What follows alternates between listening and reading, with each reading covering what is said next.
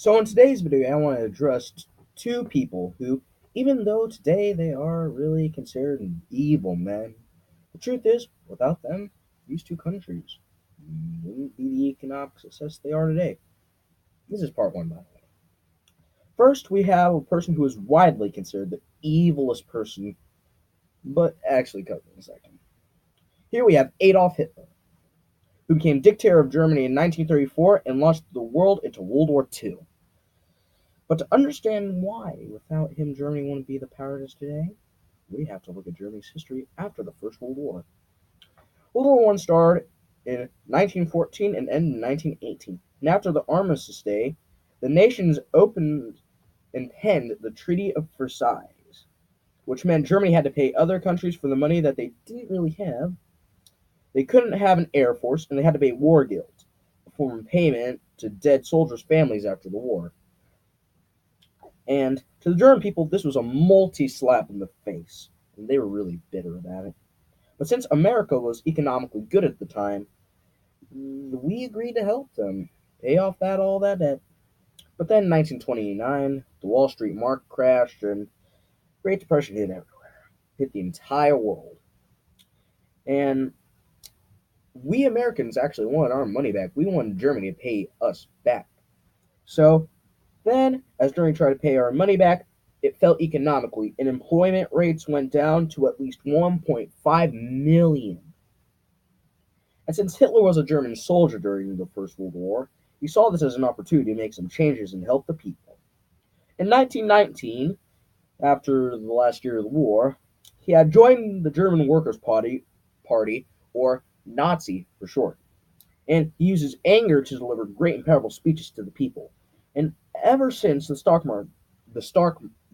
market crash, he and the Nazi Party became more and more popular to the people, using his personality and speeches directed to the poor to gain votes, while targeting the Jewish people as a way to get votes, as Hitler blamed them for Germany's loss in World War One. In 1933, he and the Nazi Party lost the first Democratic election, but then won the second and third, and Hitler then became Chancellor of Germany the same year. And in the year he passed the Enabling Act, which meant that if the old Führer, or leader in German, died, the office would be for the Chancellor to take.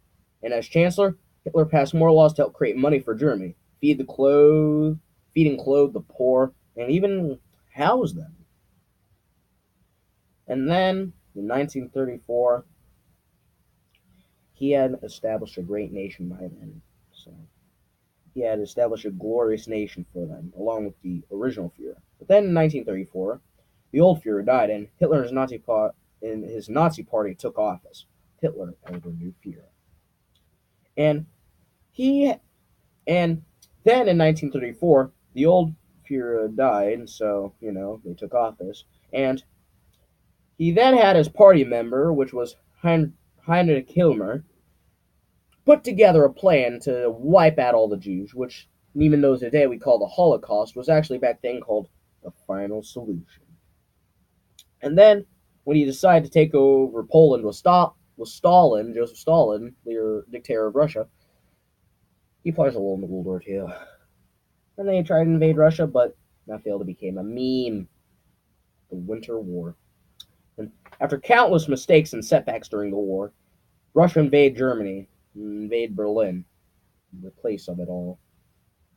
And when Soviet troops spotted 2 blocks away from the Führer bunker, Hitler committed suicide by a gunshot to the head as he bit into a cyanide capsule on April 30th, 1945, while his wife, Eva, died by poisoning the same day.